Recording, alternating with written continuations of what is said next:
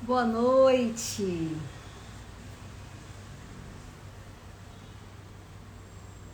Boa noite, prezados amigos do Grupo Espírita Paulo e Estevão, que aqui se encontram para mais uma live do Evangelho. Nós damos em nome do GEP as boas-vindas a todos vocês que aqui se encontram conectados ao @gep.oficial para esta que é a penúltima live do Evangelho. As lives do Evangelho foi um projeto que o Grupo Espírita Paulo e Estevão abraçou quando surgiu a pandemia e nós tivemos que ficar em nossas casas, sem acesso às casas espíritas, e como uma opção, o GEP ofereceu a live do Evangelho dia de quarta e dia de quinta-feira. Nesse momento em que o GEP está reabrindo as suas portas, nós estamos encerrando essas lives. Hoje é a penúltima, quarta-feira da próxima semana será a última live do Evangelho. Mas continuaremos com atendimento espiritual, com o estudo do Evangelho na Casa Espírita. E em todo o país, em todo o Brasil, existem casas espíritas em vários pontos do mundo e a gente pode sempre encontrar essa opção quando quiser. Falando em planos para o futuro, vamos falar de amanhã, hoje, 23 de dezembro de 2021, véspera da véspera de Natal. Avisamos que amanhã, véspera de Natal, e dia 25, não haverá atividades nas sedes do Paulo e Estevão, do Grupo Espírita Paulo e Estevão, assim como no dia 31 de dezembro e dia 1º de janeiro. Não teremos atividades no Grupo Espírita Paulo e Estevão. Então avisamos de antemão, pedimos vocês que passem adiante a notícia para que as pessoas não procurem a casa nos dias das palestras e encontrem as portas fechadas. Espiritualmente, é claro, os espíritos nunca descansam.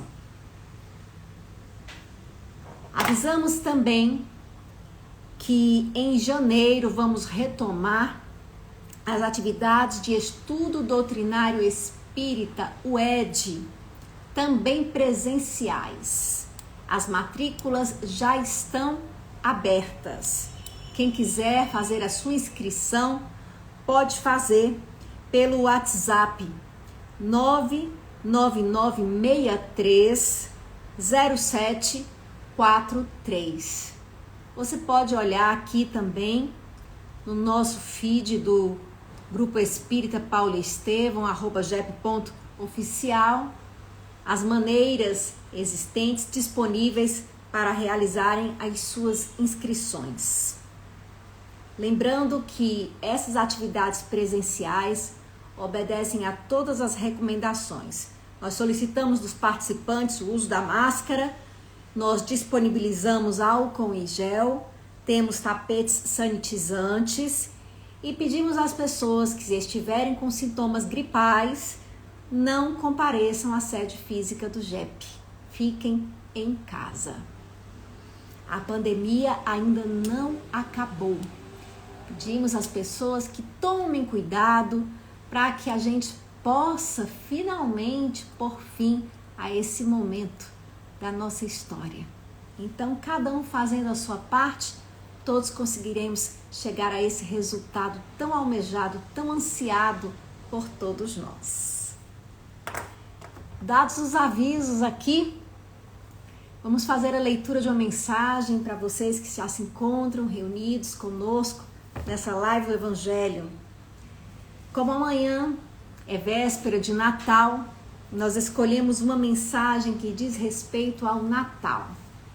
Ela se encontra no livro Parnaso de Além Túmulo, psicografado por Chico Xavier, o médium Francisco Cândido Xavier. que hoje, como esses espíritos que por ele escreviam, se encontra no mundo espiritual. Essa mensagem que eu vou ler é do espírito Carmen Sinira, essa poetisa, que escreveu na noite de Natal. Noite de paz e amor, repicam sinos, doces, harmoniosos, cristalinos, cantando a excelsitude do Natal. A estrela de Belém volta de novo a brilhar ante os júbilos do povo, sob a crença imortal. De cada lar ditoso se irradia a glória da amizade e da harmonia em festiva oração. Une-se o noivo à noiva bem-amada, beija o filho à mãezinha idolatrada, o irmão abraça o irmão. Dentro da noite há corações ao lume e há sempre um bolo em vagas de perfume sob o claro do céu.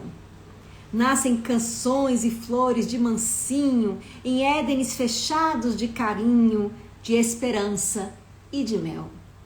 Mas, lá fora, a tristeza continua. Há quem chora sozinho na rua, ao pé da multidão. Há quem clama piedade e passa ao vento, ralado de tortura e sofrimento, sem a graça de um pão. Há quem contempla o céu maravilhoso, rogando à morte a bênção do repouso, em terrível pesar. Ah, como é triste a imensa caravana que segue aflita sob a treva humana, sem consolo e sem lar. Tu, que aceitaste a luz renovadora do rei que se humilhou na manjedoura para amar e servir, volve o olhar compassivo à senda escura, vem amparar os filhos da amargura que não podem sorrir. Desce do pedestal que te levanta e estende a mão miraculosa e santa ao desalento atroz. Para unir-vos no amor fraternalmente, desceu Jesus do céu resplandecente e imolou-se por nós. Vem medicar quem geme na calçada, oferece à criança abandonada um velho cobertor. Traze a quem sofre a lúcida fatia do teu prato de sonho e de alegria, temperado de amor. Visita as chagas negras da maçarda, onde a miséria súplice te aguarda, em nome de Jesus. Há muita crença enferma, quase morta, que só pede um sorriso brando à porta para tornar à luz.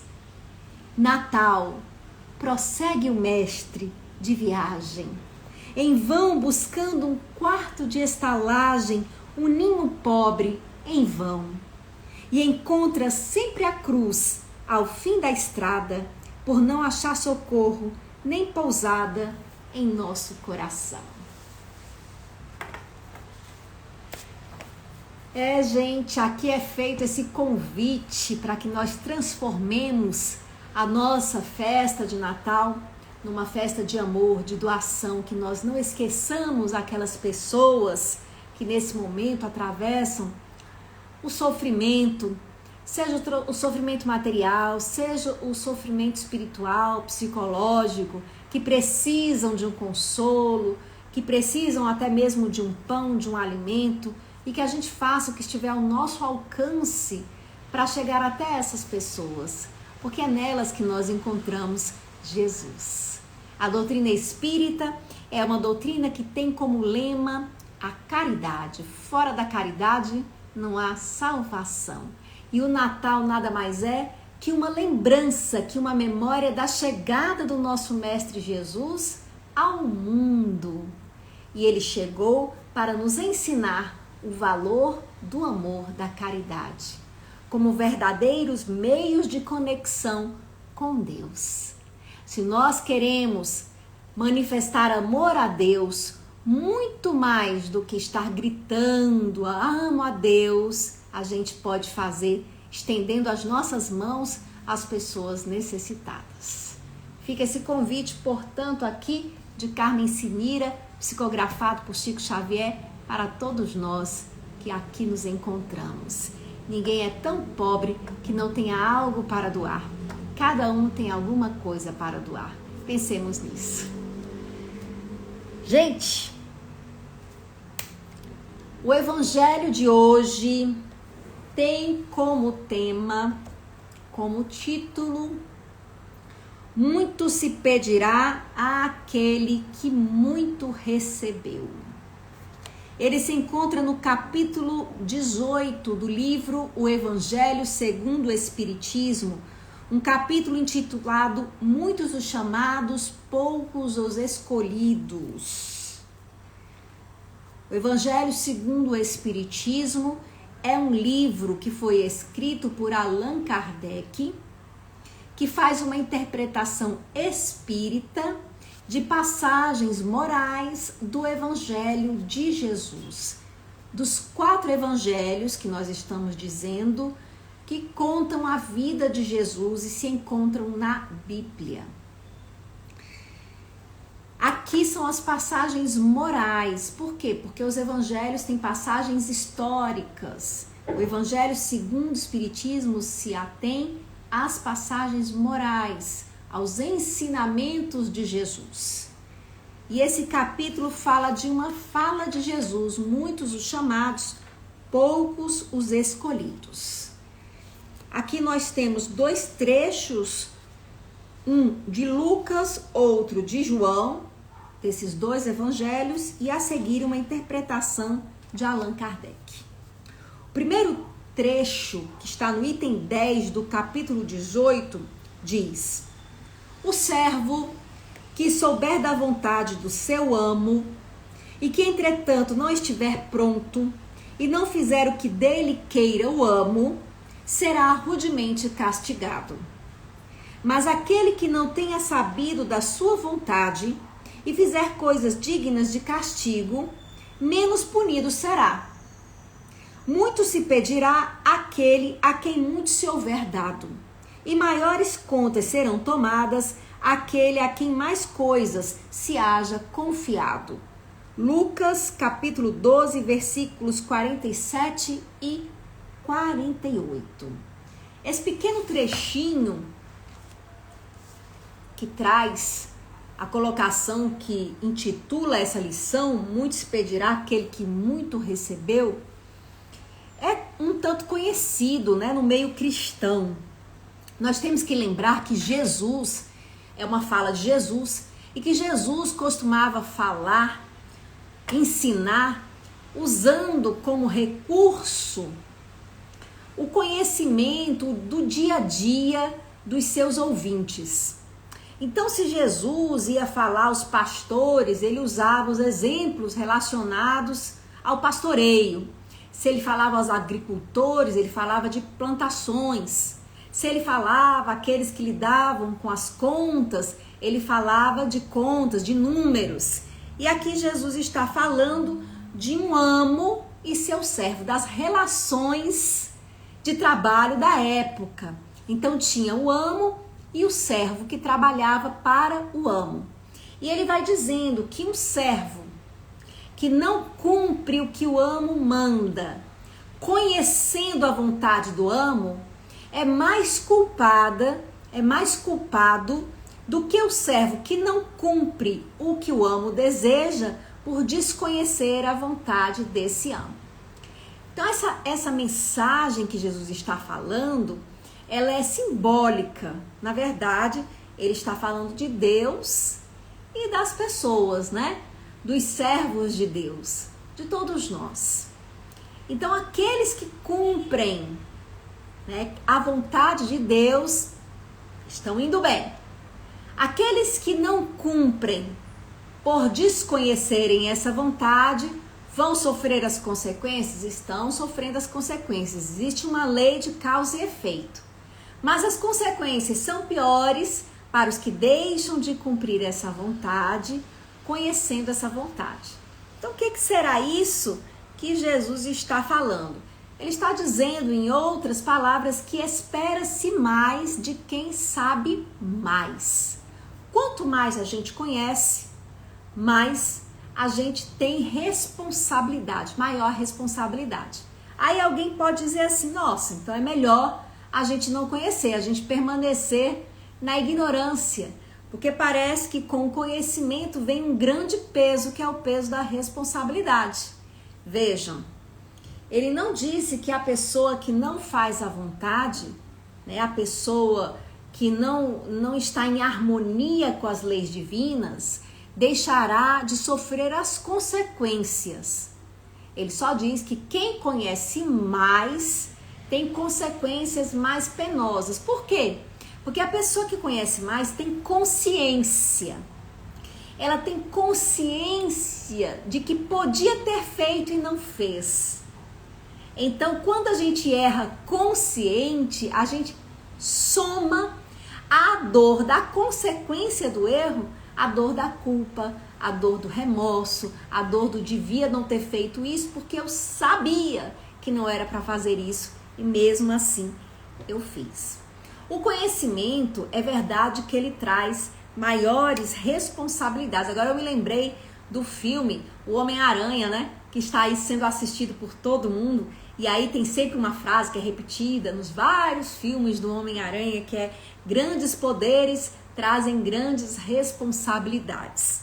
Então essa frase ela é muito justa e muito condizente aqui com o Evangelho, porque quanto mais a gente conhece, maior a nossa responsabilidade. Entretanto, o conhecimento ele também dá maiores possibilidades, não só maiores responsabilidades, mas maiores possibilidades. Esse é o grande ganho do conhecer, do quando a gente sabe.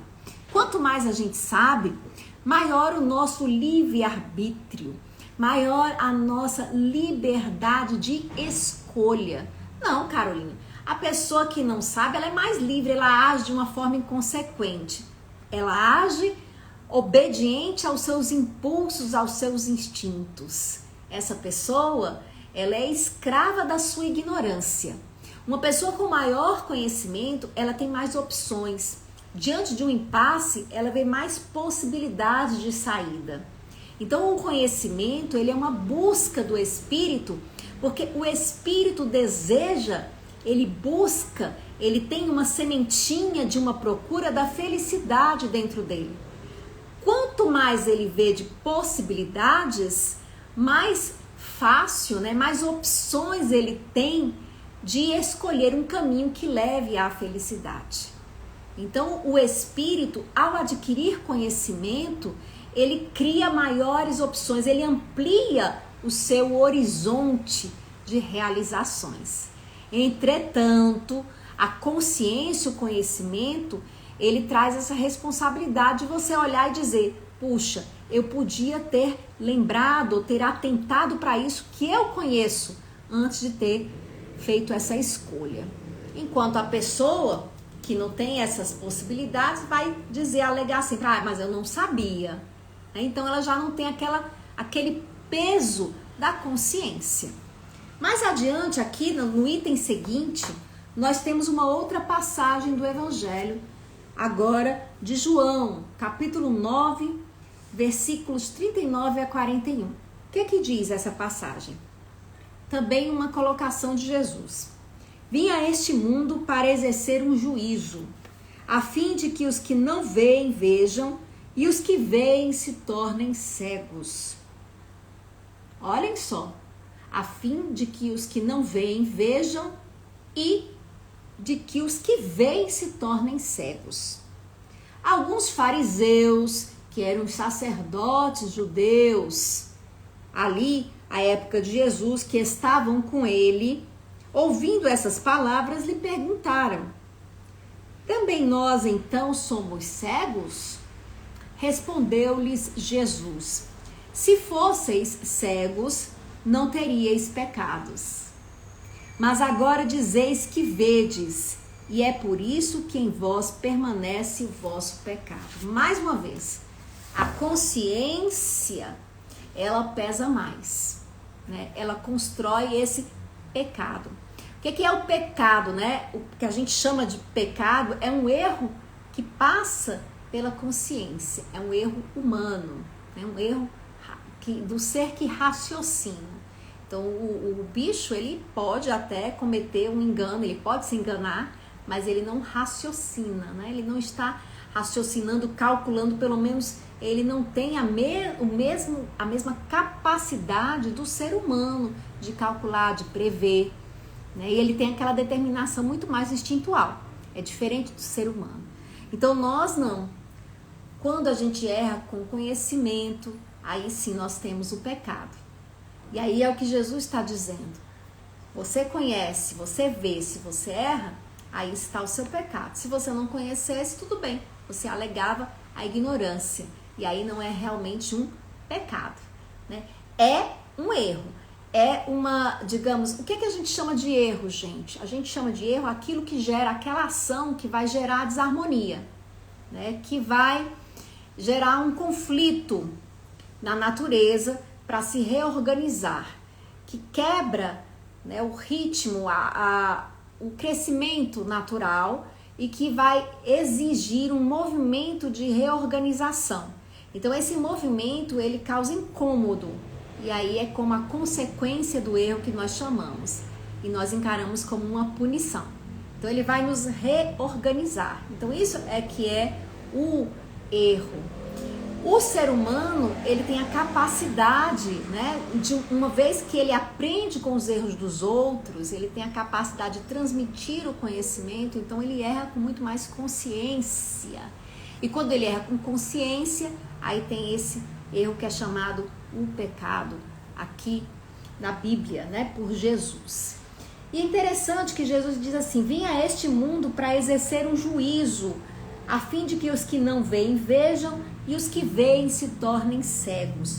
Ora, o que é, gente, exercer um juízo? Como assim Jesus veio exercer um juízo? Um juízo, gente, é a faculdade de avaliar as coisas, de tirar conclusões. Então, Jesus vem fazer uma nova forma de avaliação, um novo julgamento, né? Ele vem mostrar uma nova forma de avaliar, ele traz ao mundo uma nova forma de avaliar os atos, os gestos, os comportamentos, pensamentos, sentimentos humanos. E essa foto, essa nova forma, melhor dizendo, ela é o que, gente? Ela subverte a ordem vigente dos valores de sua época. Ela vira do avesso o que as pessoas acreditavam que era realmente importante à sua época. Então, Jesus está trazendo algo inovador, uma nova forma de avaliar. Ainda hoje, muita gente não entende essa forma de avaliação de Jesus. Então, como é esse juízo de Jesus? Como é que é esse novo juízo que Jesus traz? Né? Que ele diz assim: aquele que faz com que, esse novo juízo que faz com que os que não veem vejam e os que veem serão cegos. O que é essa visão? Essa visão é o conhecimento, né, dessas pessoas, é o conhecimento das leis, né, é o conhecimento institucionalizado religioso. Então, ali ele tinha, tanto que são os fariseus que fazem essa pergunta a ele. Então, fariseus eram pessoas altamente conhecedoras da lei judaica. E aí, Jesus diz: olha, vocês são os que veem, mas que vocês serão cegos. Né? Nesse meu juízo, essa visão que causa um orgulho, que causa ascendência sobre os homens, que a gente às vezes grita, que a gente se gaba, não é verdadeiramente o que nos torna grandes diante de Deus. Entenderam? Então, tanto que numa outra passagem que a gente acho que falou na semana passada, né? Os que se exaltam serão humilhados, os que se humilham serão exaltados. Então, há uma virada de chave com os ensinamentos de Jesus. Ele vai mostrando e aqueles que são considerados cegos, que são considerados que são os ignorantes dessa lei, são os que vão ver. Né? Várias vezes Jesus diz isso, que eles são bem-aventurados, porque eles são humildes, porque eles se permitem conhecer. Então, quem são os seguidores de Jesus, os eleitos, aliás, os discípulos de Jesus? Seguidores É uma multidão de gente, inclusive tem os fariseus entre esses seguidores. Quem são os discípulos de Jesus? São pescadores, em sua grande maioria. São pessoas simples, provavelmente analfabetos. São esses que estão seguindo Jesus. Então Jesus subverte essa ordem. Isso é muito difícil de entender para os fariseus, para os homens conhecedores da lei mosaica, que também esperavam um Messias. Naquela época o povo judeu esperava ali um Messias, ainda hoje muitos aguardam esse Messias. Não entendiam como esse Messias poderia vir numa manjedoura.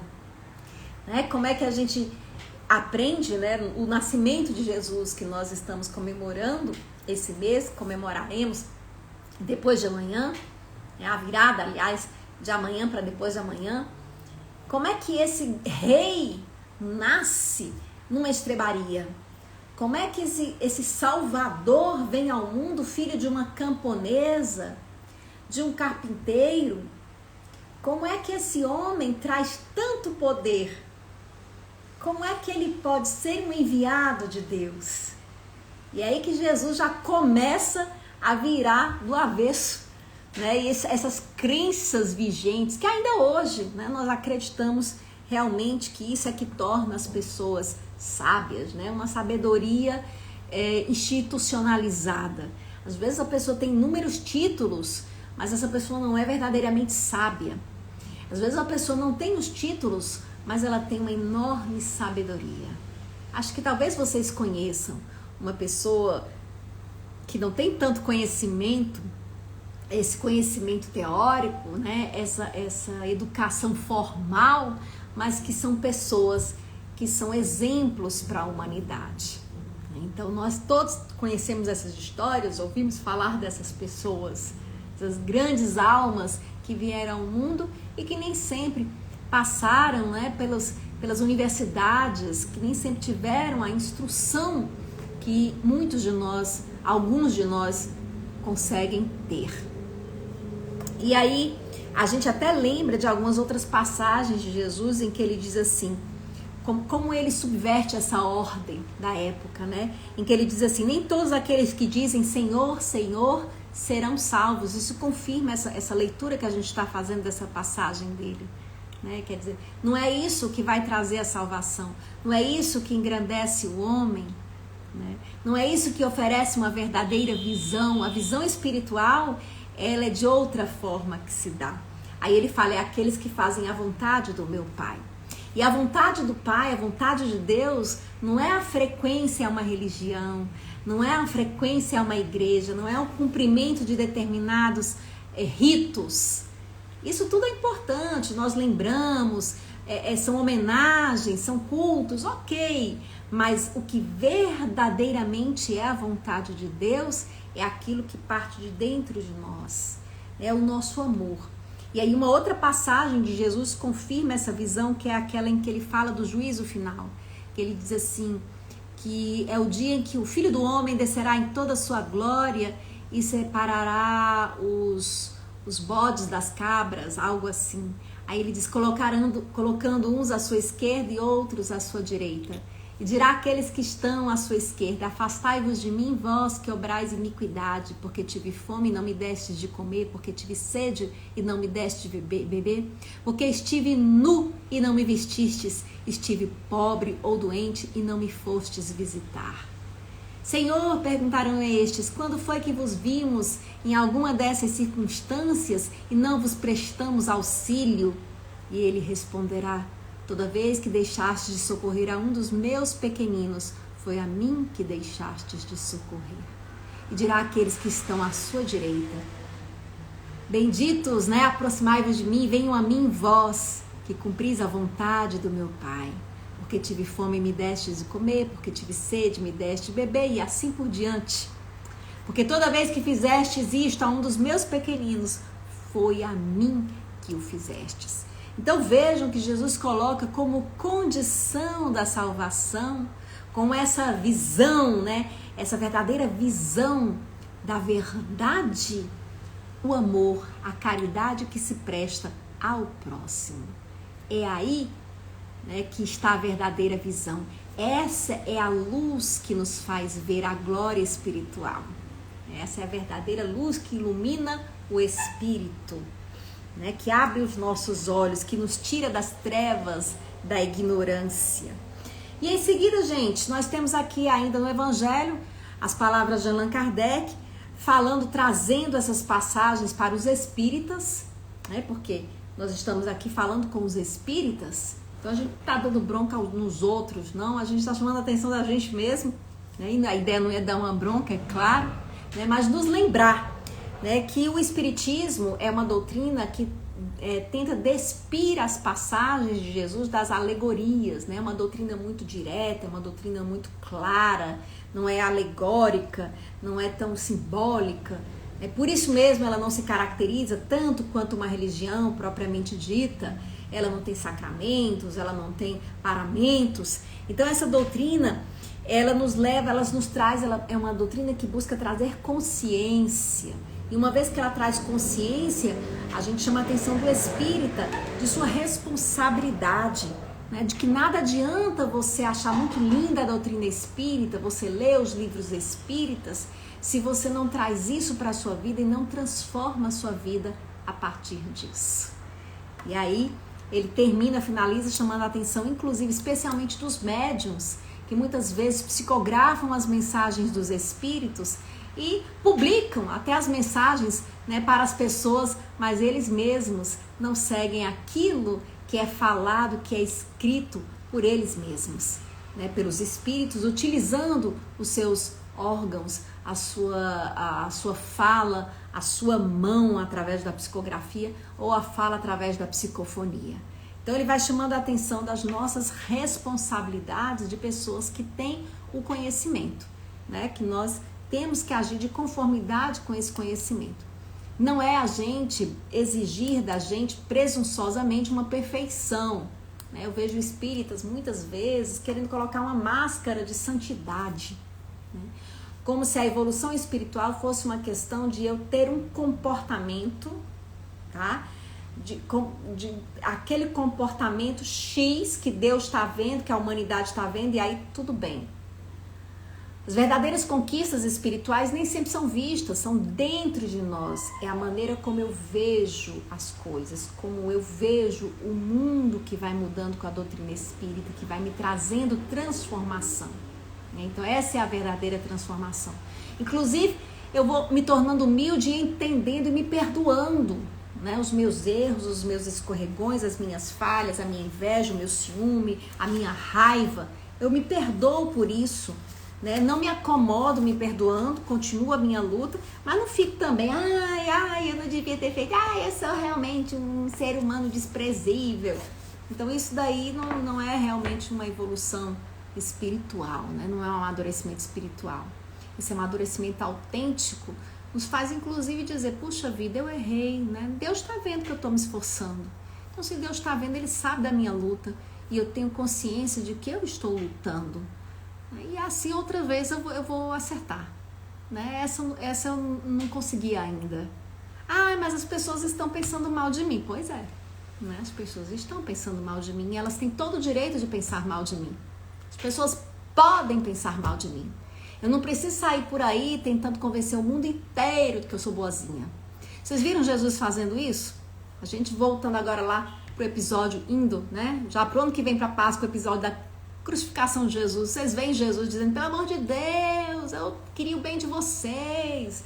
Eu estava só pregando bem. Ele desesperado nesse movimento, você não vê.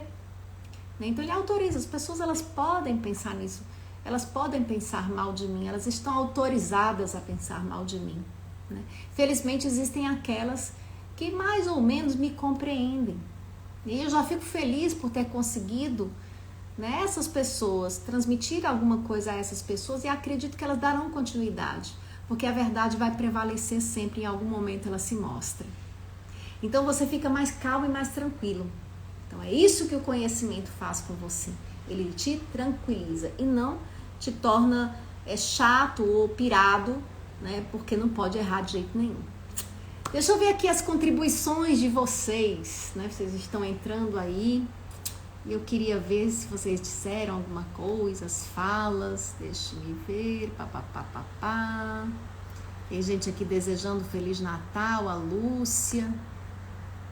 Gente, hoje agora eu me lembrei que acho que não dei boa noite pra ninguém, assim, só uma boa noite geral mesmo. Boa noite aí todos vocês que deram boa noite aqui, tão lindos. Camila, boa noite. A Kátia dizendo cheguei atrasada, mas cheguei. Olha só, Vini Baiano, Gracinha Secundino, essa lindona. Deixa eu ver aqui mais. Deixa eu ver mais o que vocês colocaram, contribuições. Acho importante essas contribuições que vocês colocam, dúvidas. Malu, a Maluzinha, poxa Malu, você é quase parte da live do Evangelho já, né? Você também vai encerrar na próxima semana com a gente, porque você está sempre aqui dando muita contribuição. Erros conscientes, tanto os nossos quanto os dos outros, que nos afetam, doem bem mais, né? Exatamente. Penso que é aqui que entra o trabalho mais difícil que precisamos fazer. Lidar com orgulho, exatamente, Malu. Exatamente, dói muito mais. Né? A gente errar sabendo que tinha condição de não errar, né? Bem pior. Mas, né, a gente também tem que, mas bora, levanta, sacode a poeira e dá a volta por cima. Feliz Natal também para você, Leda Rufino. Neuma, grande abraço. Gustavo aqui, boa noite. Olha, hoje vocês estão mais modestos aqui na fala, falando pouco. Eu vi que só teve mesmo a colocação da Malu. Pois bem, gente, então eu acho, né, que é importante a gente pontuar isso, né, trazer essa reflexão para a doutrina espírita, né, porque a gente pensa muito, às vezes, na doutrina espírita, ela tem como um princípio que todos nós conhecemos, espíritas, que é a reforma íntima. Vocês que estão me ouvindo, que já conhecem a doutrina espírita, já devem ter ouvido falar em reforma íntima. E a gente não entende muito bem, acho que o que é essa reforma íntima. E aí a gente faz, às vezes, uma reforma repaginada externa. Né? Então a gente muda, tá bom, é legal, né? Tenta se tornar mais controlado, mas também... Aí é que tá, né? Você tenta, você só cala, né? Aquilo que você antes falava de ruim. Calar é um passo, mas você tem que transformar essa energia que você vai calando. Isso é importante a gente prestar atenção, né? Que o que você engole é um veneno que você está colocando dentro de você. Então o que é que nós temos que fazer? Nós temos que transformar essa energia. Como é que a gente consegue transformar a energia? Né? E aí é que entra a história da compreensão, da empatia do outro. Né? Você tem que olhar a outra pessoa, geralmente os nossos problemas e as nossas raivas nascem das relações. Né? Então a gente tem que colocar essa pessoa, né, na condição de um nosso igual. Ele é uma pessoa como a gente que tem a sua história. E tendo essa sua história, essa pessoa se formou como ela é, se tornou quem ela é. Né? E se a gente consegue olhar para aquela pessoa que às vezes nos feriu, né, e ver a criança que existe dentro dela, carente de amor, querendo atenção muitas vezes, querendo se sentir acima da gente, a gente vai dizer, puxa vida, e foi isso que Jesus fez, gente. Jesus, ele foi crucificado, ele olhou, né, para os seus seguidores, para os seus discípulos, que fugiram quase todos na hora, ficou João, e a gente ainda tem a hipótese que João ficou, porque João ainda era praticamente um adolescente, né, dos seguidores de Jesus, era o mais jovem, e ele acompanhou Jesus, então ele não tinha família, ele não tinha filhos, e aí ele seguiu Jesus, naquele momento não teve medo, né, de ser preso, como os demais, como Pedro, que negou Jesus 3 vezes. Mas Jesus tinha aquele olhar compreensivo, ele entendia a negação de Pedro. E ainda assim, depois de ressuscitado, ele aparece para Pedro, tá? Então é bom a gente ter esse Jesus como grande exemplo para a gente de como a gente pode agir, né? Quando nós espíritas, e acho que isso é importante para dizer aqui também, se tem alguém que não é espírita, e às vezes eu escuto algumas pessoas que já conhecem a doutrina espírita, mas talvez ainda não tenham se aprofundado, a visão espírita de Jesus, da figura Jesus. Então, Então a gente vai estar comemorando o nascimento de Jesus amanhã. Quem é Jesus para o espírita? Vocês sabem? Né? Então assim, no mundo cristão em geral, entre católicos, entre evangélicos, se acredita que Jesus seja Deus, né?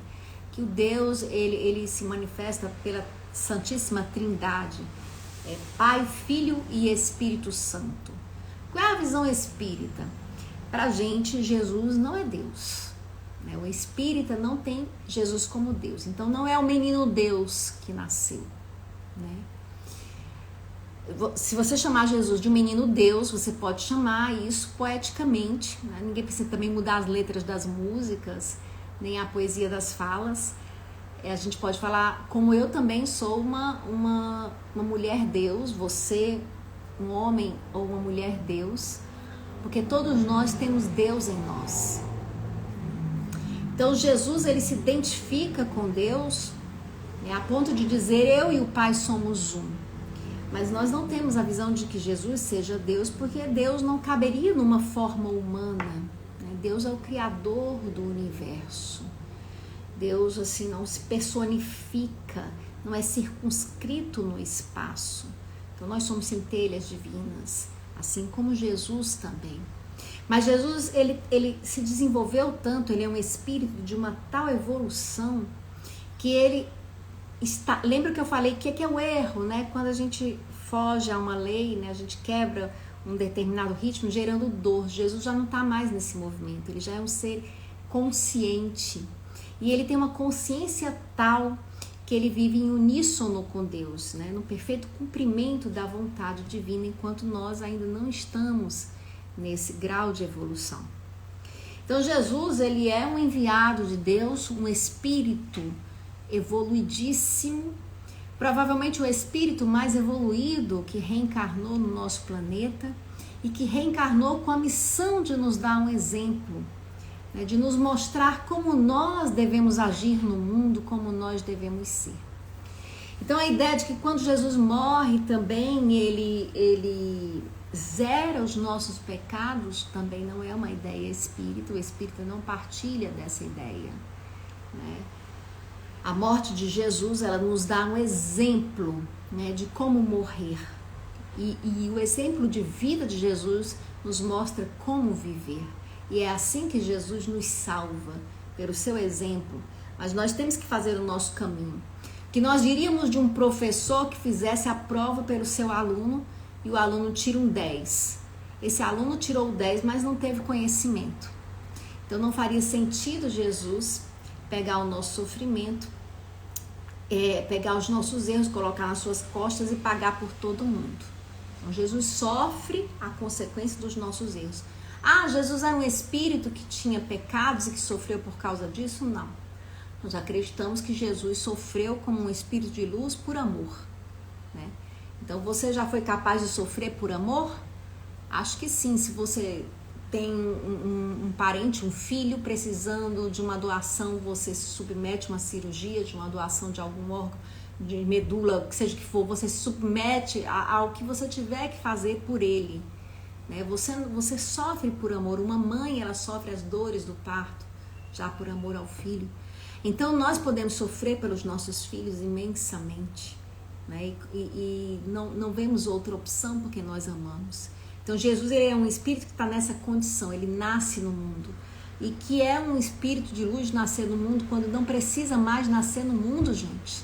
Passar pelos problemas da necessidade nesse mundo, quando não precisa mais, é só um gesto de grande amor.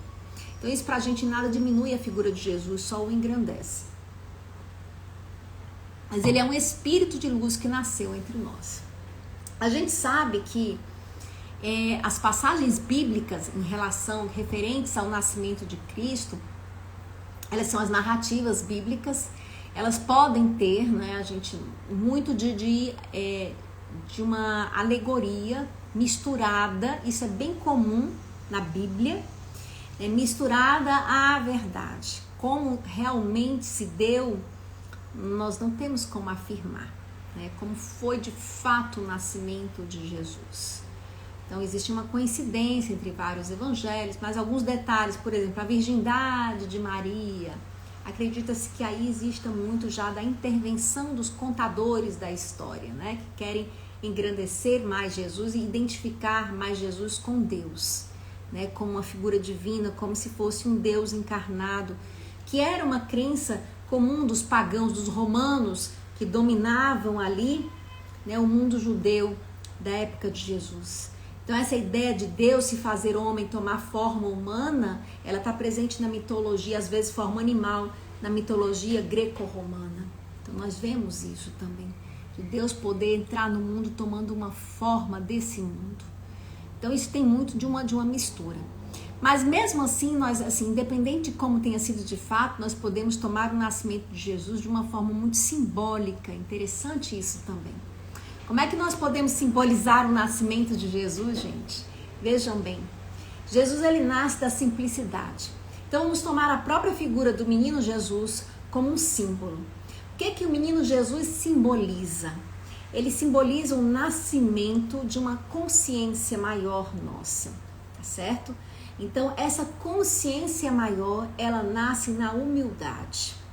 Primeira grande lição, né?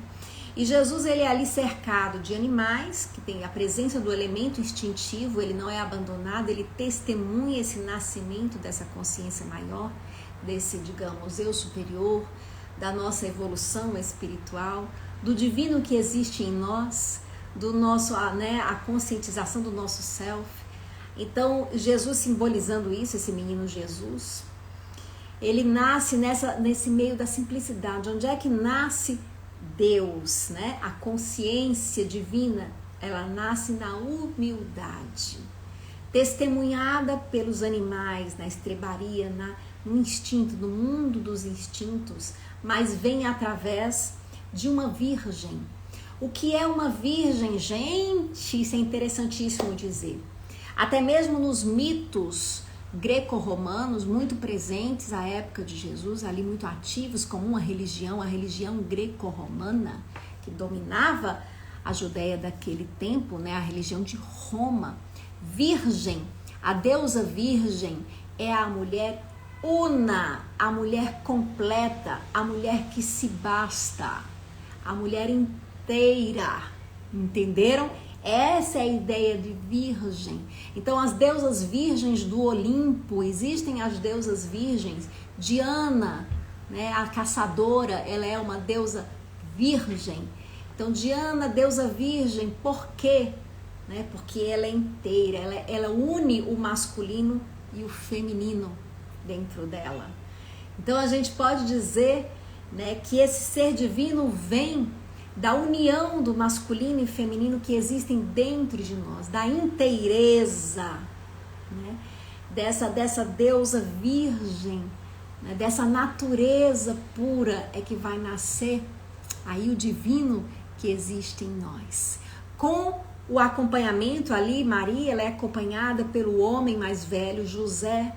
E quem é José nessa história? José é o símbolo do racional, né? Dessa energia da racionalidade, do trabalho, do esforço.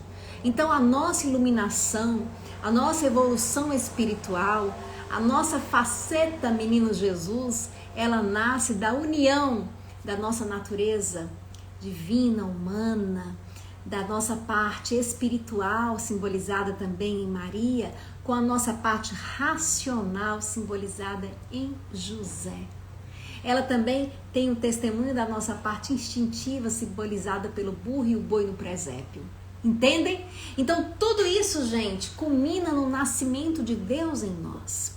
Todos nós estamos sendo convidados para receber esse menino Jesus dentro de nós, unindo toda essa força, essa capacidade que existe em nós em prol desse nascimento. É isso que se chama reforma íntima. A nossa reforma íntima é esse nascimento do ser divino que existe em nós para a consciência, o colocar para fora essa nossa natureza divina. Na verdade, nós já trazemos todos os elementos dentro de nós, né? Esses elementos só precisam ser organizados para serem manifestos, para que se manifestem na consciência. Mas nós já nascemos seres completos, nós já nascemos seres inteiros, apenas seres inconscientes, e ao longo da vida nós vamos tomando consciência. Deixa eu ver se existe mais algum comentário. O Bruno aqui tá dando Feliz Natal a todos. Hoje vocês estão realmente de poucos comentários, estão mais desejando Feliz Natal, me desejando Feliz Natal também a vocês. Né? Eu tô vendo que tá muita gente hoje aqui nessa energia já do Natal. Eu particularmente gosto muito desse período, porque acho que mesmo que haja uma grande comercialização, né, nesse período do ano, apesar disso, existe também uma disposição grande para o encontro familiar, para o perdão, para a reconciliação. Então, eu acho que é um momento muito favorável, que a atmosfera da Terra, de alguma forma, melhora, né? As pessoas têm mais campanhas de ajuda. Então, isso contribui para a melhoria do mundo. Quem dera nós tivéssemos o ano todo essa mesma energia que temos nessa época do ano. Mas é uma ótima época para a gente fazer a reflexão sobre o que fazer das nossas vidas, né? Sobre o que fazer de nossas vidas no próximo ano que está por vir. Então nós temos um ano surgindo também e nós podemos nos planejar melhor nesse ambiente salutar. Lembrando que no começo da live eu avisei a vocês, lembrei, né, que todo mundo está sabendo que a pandemia ela não acabou, né? Nós atravessamos esse momento da humanidade. Grandes lições surgiram com a pandemia, grandes aprendizados, grandes experiências. Mas me parece às vezes que as pessoas insistem, né, gente? A gente insiste muito em voltar a determinados padrões de comportamento. E nós, muitas vezes, no momento que era para que a gente se unisse, a gente brigou, a gente criou discórdia, ao invés de estarmos mais unidos nesse momento da humanidade. Isso só mostra como nós ainda somos espíritos necessitados de evolução, necessitados de estudar mais o Evangelho de Jesus. Então aqui a gente vai fazendo um apelo para vocês, estamos nos aproximando do final da nossa live, fazendo um apelo para que nessas festas de fim de ano nós tentemos ser cautelosos, né, evitar grandes aglomerações, tentemos manter a máscara, né, tentemos ter responsabilidade se tivermos sintomas, né, de adoecimento, evitar, né, o abraço, o encontro, a ida à casa dos outros, possamos fazer uma outra festa. Então fica esse convite aí para todo mundo, essa lembrança, porque essa pandemia nos ensinou muito que é possível ajudar, né, nos mantendo quietos no nosso cantinho. Essa é uma grande lição. Para encerrar a nossa live, dessa que é a penúltima live do Evangelho, eu vou ler uma mensagem de um livro que tem nos acompanhado em todas as lives. Cura Teu Coração, de Vanderlei Pereira.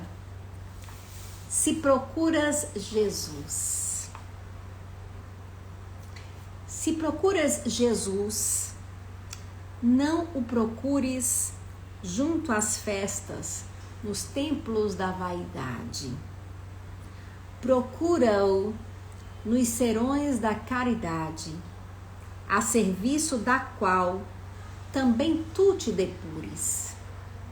Não procures Jesus aqui, alhures, vagando entre os clarões da imensidade.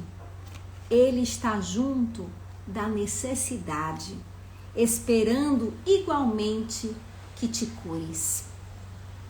Não procures o Mestre entre os fulgores do mundo, mas procure-o junto às dores dos que rumam sem teto, lar nem pão. Atende e acolhe o mal que te procura, pois só assim verás quanta ventura como a de achar Jesus no coração. Muito bem, gente. Procuremos Jesus, portanto, no coração, né? Deixemos Jesus nascer em nós. Espalhemos mais amor pelo mundo. Muito obrigada pela companhia de vocês hoje. Que as nossas casas recebam as bênçãos dos bons espíritos. Que na próxima semana, na próxima quarta-feira, hoje é quinta, mas a próxima live vai ser na quarta-feira e vai ser a última live, não vai ter live na quinta-feira que vem. Que na próxima quarta-feira nós possamos estar aqui mais uma vez reunidos em nome de Jesus, graças a Deus. Que Jesus nos abençoe. Um bom Natal a todos vocês. Lembremos do nosso grande aniversariante e homenageemos Jesus através dos nossos gestos de amor. Não existe melhor presente para o querido Mestre de Nazaré. Muito obrigada, um grande abraço e até semana que vem, se Deus quiser. Tchau, tchau, gente!